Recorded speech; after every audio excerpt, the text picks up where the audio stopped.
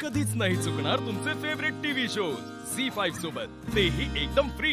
तुम्हा सगळ्यांना झी मराठीकडून मनापासून नमस्कार. तुमचं माहेरचं नाव सांगा. कल्पना शंकर मोठे. कुठलं बालपण? बालपण पुण्यातलंच. माझे आई वडील मी 3 महिन्याचे असताना वारलेत, तर माझ्या मामा मामीने मला सांभाळलंय.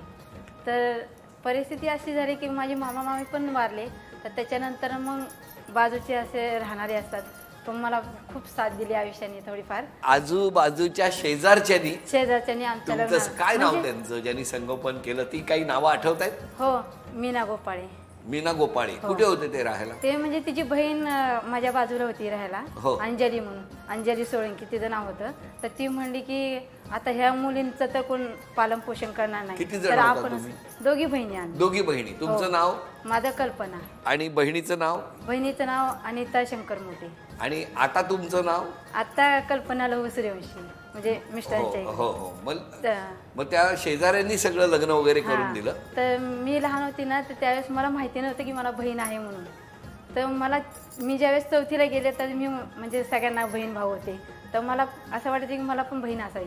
तर मामीला म्हणलं की मला कोणी नाही आहे का, तर ती म्हणली आहे तुला बहीण, ती गावाला आहे. म्हणजे आमची ओळखच नव्हती. 2 बहिणी कधी भेटल्या भेटल्या नव्हत्या. आम्ही 4थीत असताना मी भेटायला इतकी उत्सुक झाले.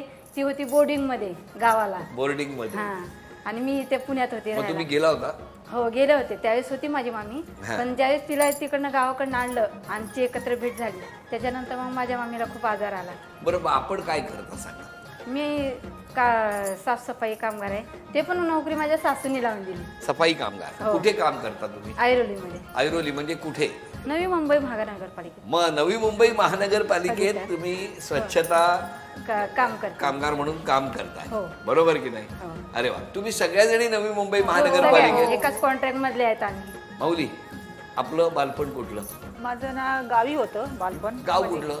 आम्ही नाशिक मालेगाव. तिथे बालपण गेलं? हा, पण इकडं मामा मामींनी आणलं मला. तुमचे पण मामा मामी? हा. हा. वडील नाही मला. आई म्हणजे तेव्हा गावाची परिस्थिती एकदम नाजूक असते. मग मामा मामी घेऊन आले, मग त्यांनी माझं लग्न केलं. मग त्याच्यानंतर मिस्टर माझे थोडे ह्याच्यामध्ये होते, मग ते मुलं झाले मला. म्हणजे ती आई वडिलांची परिस्थिती खूप नाजूक.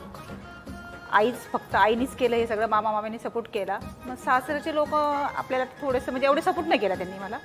मग या कारणामुळे मिस्टरांना त्यांना जरा बाजूला काढून दिलं. मला 3 मुलं आहेत, छोटे छोटे, म्हणजे आता झाले मोठे, पण पहिले छोटे छोटे हो, हो. होते. मग त्या परिस्थितीत तेव्हा मी कामाला लागली महानगरपालिकेमध्ये. म्हणजे मुलं हे काम करून सुद्धा मी दुसरं घर कामं करायची. म्हणजे नवी मुंबई महानगरपालिकेत सकाळी उठून साफसफाई सगळं हा. करायचं, हे करून म्हणजे सगळे रस्ते वगैरे हो, सगळं. हे ड्युटी करून मी परवडत नव्हतं. पगार कमी होता. मुलांच्या शिक्षणाला पैसे लागत होते. मुलांचं शिक्षण कधी व्हायचं, कधी इच्छा होती ना का मुलांना शिकवून म्हणजे आपलं ते करायचं असं. पण ती खूप मेहनत केली. माझी मुलं खूप शिकलेत. आता तिघं पण चांगल्या जागेवर आहेत ते शिक्षण करून. अरे वा. 3 मुलांचं मी लग्न केलं. परमेश्वरा तुमच्या आशीर्वादाने माझं आता सगळं चांगलं आहे. अजून मी सर्व्हिस करते. अच्छा, अजूनही नोकरी हो, करता? अजून मी करते. झी5 ॲप डाउनलोड करा आणि पहा सर्व एपिसोड्स एकदम फ्री.